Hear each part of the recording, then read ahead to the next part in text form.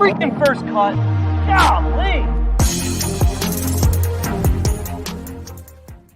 Welcome to the First Cut Podcast. I'm Rick Gehman, and this is your round 3 recap for this week's Charles Schwab Challenge. I am flying solo tonight, and unfortunately, we have to start on a somber tone here because Grayson Murray passed away this morning, and he was just 30 years old. It was news that was shocking to everybody, gut-wrenching. If you're just hearing about this for the first time, Grayson did play this week in Texas. He withdrew with 2 holes to go in Friday's round. He cited an illness, and he walked off the golf course. And he was found dead this morning. The PGA Tour's statement from Commissioner Monahan reads in part as follows: "We were devastated to learn and are heartbroken to share that PGA Tour player Grayson Murray passed away this morning. I'm at a loss for words." He would go on to say, "The PGA Tour is a family. When you lose a member of your family, you are never the same. We mourn Grayson and pray for comfort for his loved ones." End quote. He would go on a little bit more, but you can read that online on Twitter, PGAtour.com if you'd like. Just from my perspective here, Grayson's been in the PGA Tour ecosystem, PGA Tour, Korn Ferry Tour for 8 years. It's been a tumultuous ride. Lots of ups and downs. It is not unfair to say that he certainly rubbed people the wrong way. He was very open about his battles with depression and anxiety and alcoholism. He worked hard to get through a lot of that. He had said that he's in January that he was sober for 8 months. Things seem to be turning around, which is, the story that you root for, right? You root for this maturation process. You root for guys to overcome their demons. And it certainly looked like Grayson was on that path. He won the Sony Open in January. He was engaged to be married. It seemed like everything was headed in the right direction. And the news this morning is obviously horrible, just shocking, gut-wrenching. 30 years old is just much too young, much too young for anyone. So very sad. A lot of the players were getting the news either on the golf course during their round or finding out about it post-round. So this is probably the first time that a lot of them are getting together, debriefing, chatting about it in the locker room with kind of more knowledge about what happened this morning. So that's the Grayson Murray update. It's terrible. It's horrible. I'm going to make an impossible pivot to try to talk about what happened at the Charles Schwab Challenge in round 3 and get you your post-round update. I do also encourage, there are some really good, before I do that, there are some really good articles out there about Grayson from January that if you want to go read, I'd recommend. James Colgan of golf.com had a great piece about him and his addiction that he wrote in January after the victory.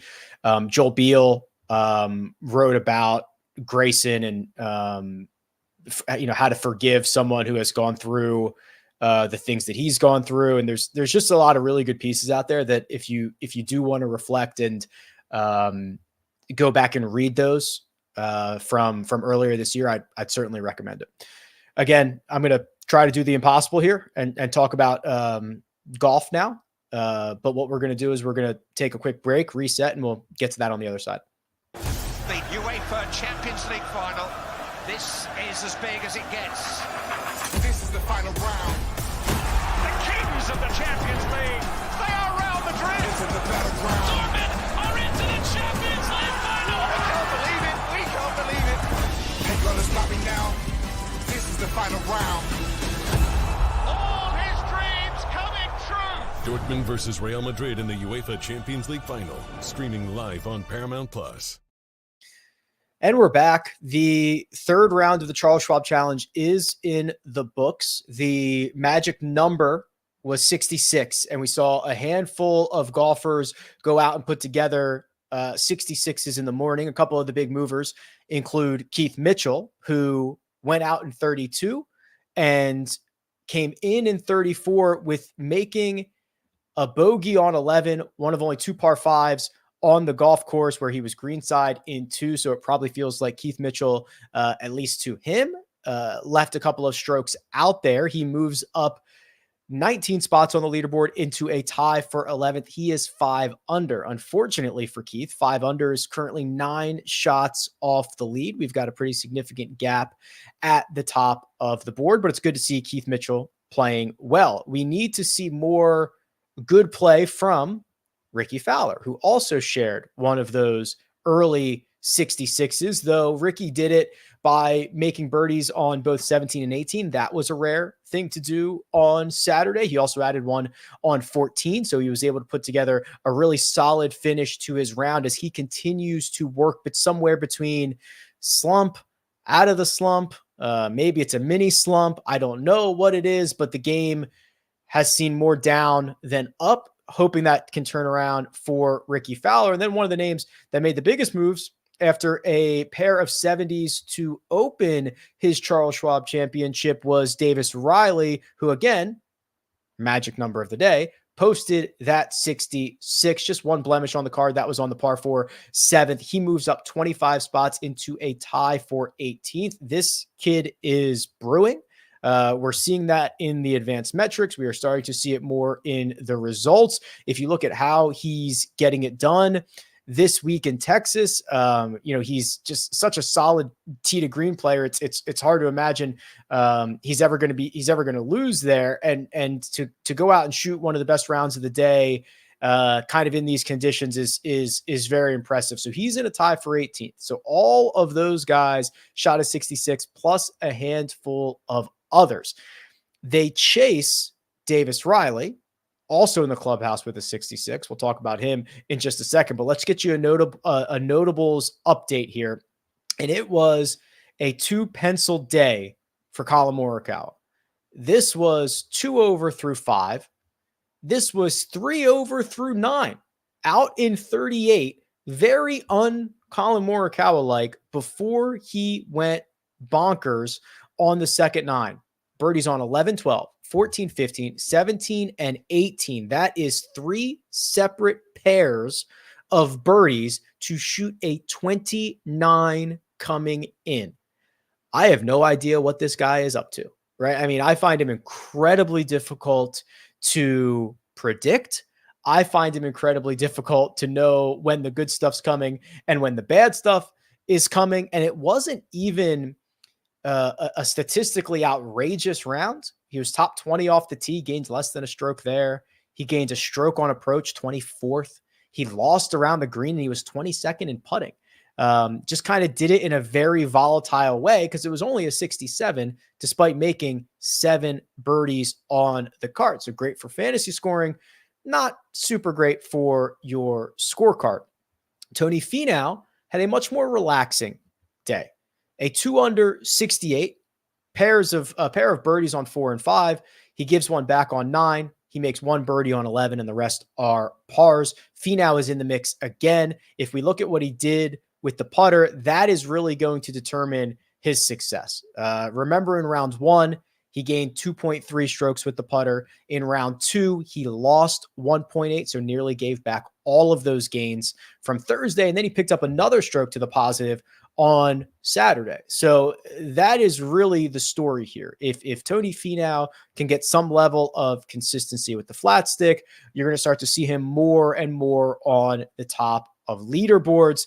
Tony Finau in at 7 under par, 3 shots off of second, 7 off of 14 or 7 off of the lead. Excuse me. One more notable before we get to the 2 guys who are going to vie for this thing in the final group, and that is Keegan Bradley. Made birdie on 1. Looked like he was going to be a threat to move up the board. We were waiting for Davis Riley and leaderboard gravity to take over. None of that really happened. Keegan birdies 1, gives it back at 6. He birdies 10 and 11, gives both those back before the end of the round. He's stuck in neutral on a day where the golf course played under par for the first time all week. So even par loses you ground to the field, 68, 66, and 70 for Keegan over the course of his first 3 rounds. Now, here's the thing. This tournament will be contested out of the final group. The final group is Davis Riley, who is in at 14 under, and Scottie Scheffler, who is in at 10 under. That is no disrespect to Pearson Coody and Hayden Buckley, who are both in at 9 under. It is no disrespect to Robbie Shelton, who is in at 8 under, but it seems very likely, and according to the odds makers, the winner is coming out of that final group. Remember the magic number, 66? 9 of them, 9 66s. That was the second best round of the day. The best round of the day, however, was Scottie Scheffler's 63. So that was 3 shots better than anybody else in the field. That's what Scottie did on Saturday. I haven't seen the final number yet, but I can look right now. 6.5 strokes he gained to the field. And he did it everywhere. He drove the ball great. He rolled the rock. Highlights by birdies on 15, 16, and 17. Bogey free. And even, dare I say, a little bit of swag coming out of Scottie Scheffler on Saturday. He gave us a couple of putter lifts early as the ball was approaching the cup, something we rarely see from Scottie Scheffler. That's about as swaggy as he gets. He gained 2.5 strokes putting. That was 3rd best in the field on Saturday. He was phenomenal around the greens. He was 7th there, 20th in approach play, and 2nd off the tee. You add it all up, it is by far the best round that we saw. Scottie going for not only another victory, but he's going for another piece of clothing, right? Green jacket at the Masters, the red cardigan at Bay Hill. The winner this week gets a plaid. I actually believe it's a tartan. That might be Heritage. It's either a plaid or a tartan jacket for winning this week. Scottie going for it in Texas. The man that he will try to track down is Davis Riley. Now, this is interesting for a lot of reasons here. Remember that Davis Riley slept on the 36-hole lead and was well out in front. I was waiting for him to come back to the pack. He did not. He birdied his first 2 holes. He birdied 5 and 6. He birdied 8. He was 5 under through 8. This lead was 7 at one point. So first off, hat tip to Davis Riley for not doing the thing that a lot of guys trying to break through do, which is come back to the field almost immediately. I understand he's a winner on the PGA Tour, but that was his Zurich Classic win with Nick Hardy. This would be his first individual PGA Tour victory. Things did get a little turbulent in the middle of this round, however.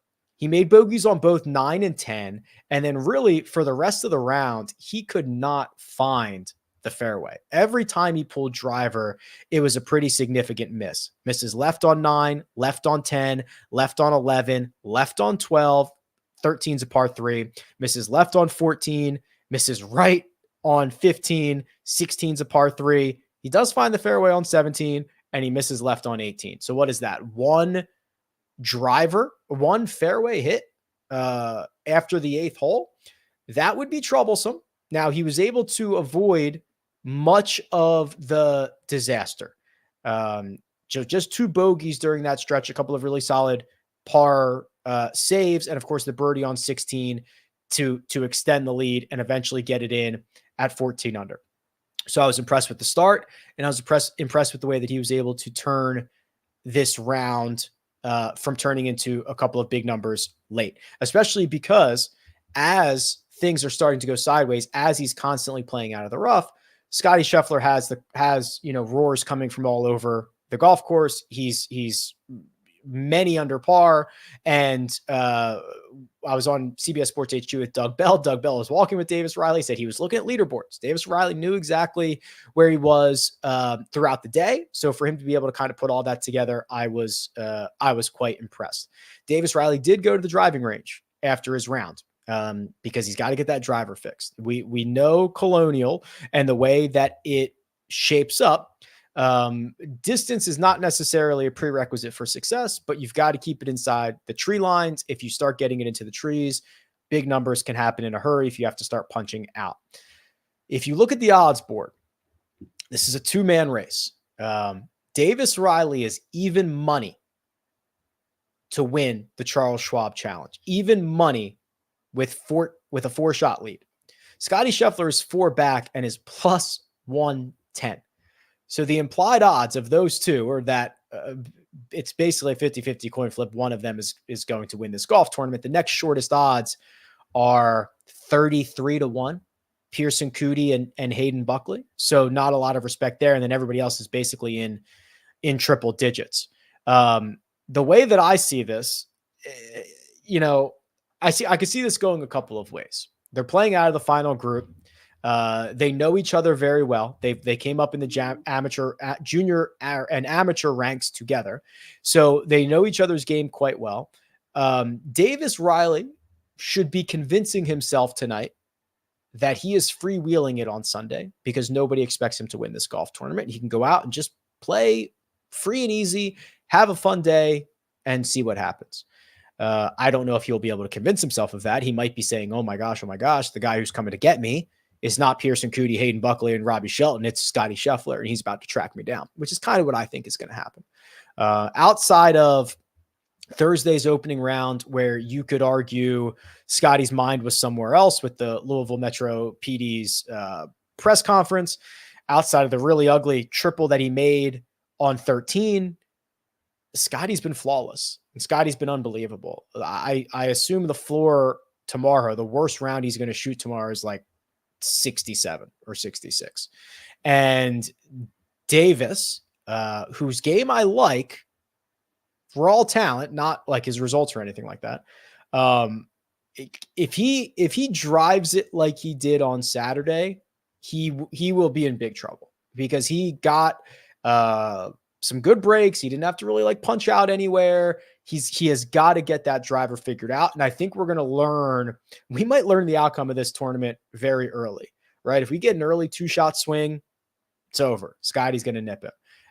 If Davis Riley can't find the fairway early, it might be over. Scottie's going to nip him. So it's crazy to think that it's even money for a 4-shot lead.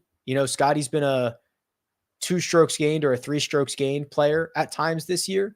That's better than field average. So for him to be 4 shots back and still be basically a coin flip is an outrageous number.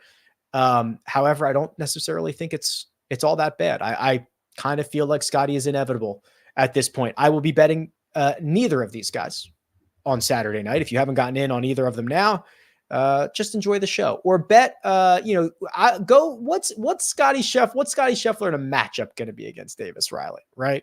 Probably a pretty significant, a massive favorite, but there are outcomes in which Scottie can win a matchup and Davis Riley can win the golf tournament.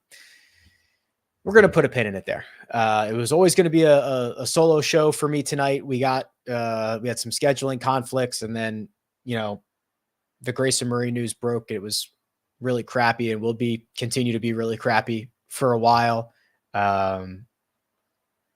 Just appreciate everybody tuning in and enjoying golf, and go enjoy your nights and your friends and your family. And we'll see you next time on The First Cut.